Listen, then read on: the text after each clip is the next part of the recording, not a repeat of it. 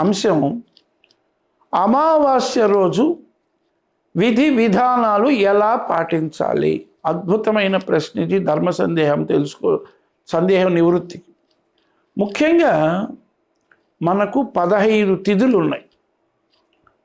ఆ 15 తిథులు శుక్లపక్షములో 15, కృష్ణపక్షములో 15 ఉన్నాయి. అంటే తిథి అనేది సూర్యుని బట్టి వస్తుంది. అటువంటి తిథులలో అమావాస్య అనేటువంటి తిథిలో చంద్రుడు మనకు కనపడకుండా ఒక ప్రకాశవంతము లేకుండా చంద్రుడు ఉండేటువంటి రోజుగా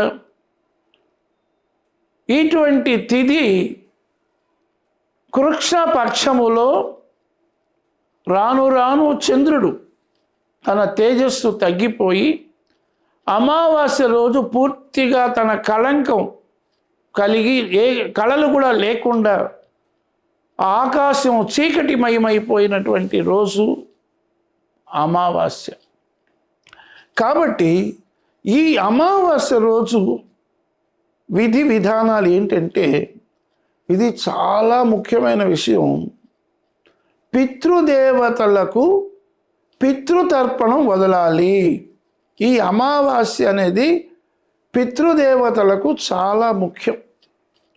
పితృదేవతలు దక్షిణ దిశలో నుంచి మనలను ఆశీర్వాదం చేయడం కోసమే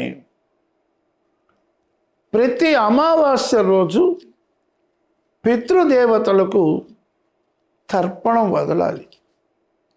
అలాగే ఆ తర్పణం కూడా చనిపోయిన వ్యక్తి యొక్క తండ్రి, తాత, ముత్తాత, అలాగే చనిపోయినటువంటి వ్యక్తి యొక్క తల్లి యొక్క అత్తగారు, వారి అత్తగారు, వసురుద్ర ఆదిత్య రూపాలని వారికి మనము నువ్వులతో జల తర్పణం చేయాలి.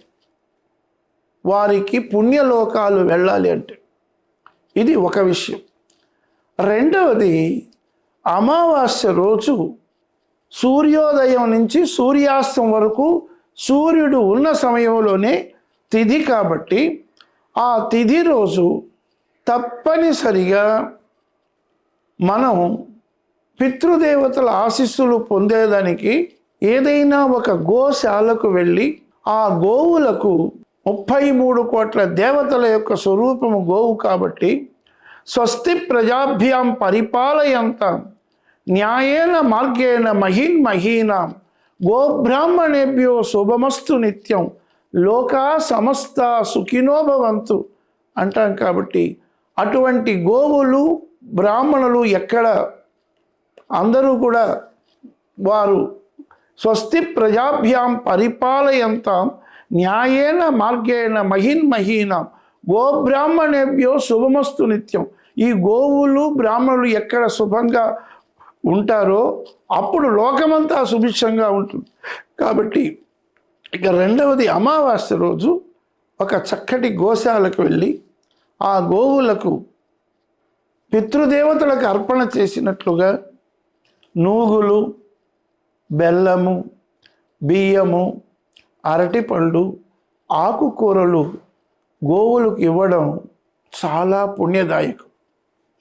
అలాగే అమావాస్య రోజు పితృతర్పణం ఎలా చేయాలో, పితృదేవతలకు ఏ విధంగా మనం తర్పణం వదలాలో ఈ 12 నెలలలో ఆశ్వీజ మాసం రావడానికి పూర్వం భాద్రపద మాస కృష్ణపక్షములో వచ్చేటువంటి 15 రోజులు కూడా పితృపక్షాలు అంటారు. కాబట్టి ఆ చివరిలో వచ్చేటువంటి అమావాస్య మహాళయ అమావాస్య అని పేరు.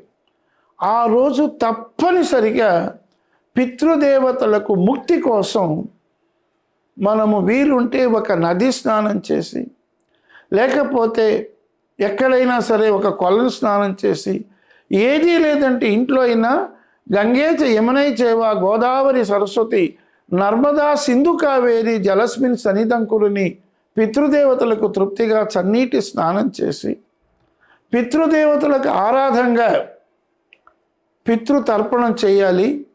అది వారికి పిండ ప్రదానం కూడా ఈ 15 రోజుల్లో చేయొచ్చు. కృష్ణపక్షంలో భాద్రపద మాసం ఒకరోజు ఎప్పుడైనా వారికి తద్దినం పెట్టవచ్చు. అది లేకపోతే స్వయం పాకంగా ఒక బ్రాహ్మణుడికి ఆకుకూరలు, బియ్యము, బెల్లము మొదలైన గురుదక్షిణగా ఇచ్చి ఒక వస్త్రదానం కూడా చేస్తే పితృదేవతల ఆశీస్సులు పొందుతాయి. అలాగే అమావాస్య రోజు మనము శివాలయానికి వెళ్ళాలి. ఆ శివాలయంలో శివుడికి ఆశీస్సులుగా, ఆయన లయకారకుడు కదా, మన పితృదేవతలు కూడా ముక్తిని పొందే విధంగా, కైలాస ప్రాప్తిగా, ఈశ్వరుని వేడుకునే విధంగా, ఈశ్వర ఆరాధనగా శివాలయానికి వెళ్ళి మనం స్వామిని దర్శనం చేసుకోవాలి. అలాగే మనము కూడా శివాలయానికి వెళ్ళినప్పుడు తెలుసో తెలియకో మేము చేసిన తప్పులను క్షమించనట్లుగా నందీశ్వరుడికి కుడి చెవులో చెప్పి ఈశ్వరుడికి చేర్చే విధంగా పితృదేవతల ఆశీస్సులు కూడా మాకు ఉండాలి అనే విధంగా ఈశ్వరాలయంలో ప్రార్థన చేయాలి. ఇది కాకుండా మరొక విషయం, మనకు తెలుసో తెలియకో కొన్ని పితృకార్యాలు సరిగా చేయలేకపోతే మన పితృదేవతలకు ముక్తి కావాలి అంటే మనం ఒక అమావాస్య రోజు పితృతర్పణాలు కూడా సరిగా చేయలేని స్థితిలో ఉన్నప్పుడు ఒక అమావాస్య రోజు శ్రీశైల క్షేత్రములో నందీశ్వరుడికి 7 మూరల తెల్లగుడ్డ చుట్టి 7 ప్రదక్షిణాలు చేసి మా పితృదేవతల ఆశీస్సులు మాకు కావాలి, మా వంశం అభివృద్ధి పొందాలి అంటే పితృదేవతల శాపం ఉండకూడదు కాబట్టి పితృదేవతల ఆశీస్సులు ఉండాలని ఈశ్వరునికి మొరపెట్టుకున్నట్లుగా మా పితృదేవతలకు ముక్తి కలిగే విధంగా అని ఈశ్వరుని ప్రార్థనగా కుడి చెవిలో నందీశ్వరుడికి చెప్పుకొని ఈశ్వర ఆరాధన చేస్తే చాలా మంచిది.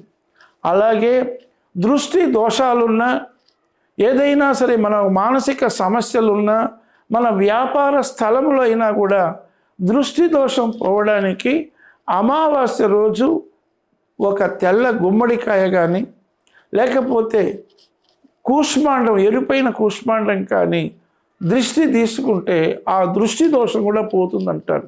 ఇది కేవలం ఒక అమావాస్య రోజే చేయాలి. ఇన్ని విధాలుగా సూర్యోదయ సూర్యాస్తమంలో, అందులో మిట్ట మధ్యాహ్నం ఆ ఇంటికి, ఆ గృహానికి కానీ లేకపోతే వ్యాపార స్థలానికి కానీ బూడిద గుమ్మడికాయతో దృష్టి తీసుకోవాలి. ఇవన్నీ కూడా కొన్ని పరిహారపు క్రియలుగా మనకు పెద్దలు అందించినటువంటి శాస్త్ర సమ్మతాలు కాబట్టి అమావాస్య అనేది ముఖ్యంగా పితృదేవతలకు ముఖ్యం.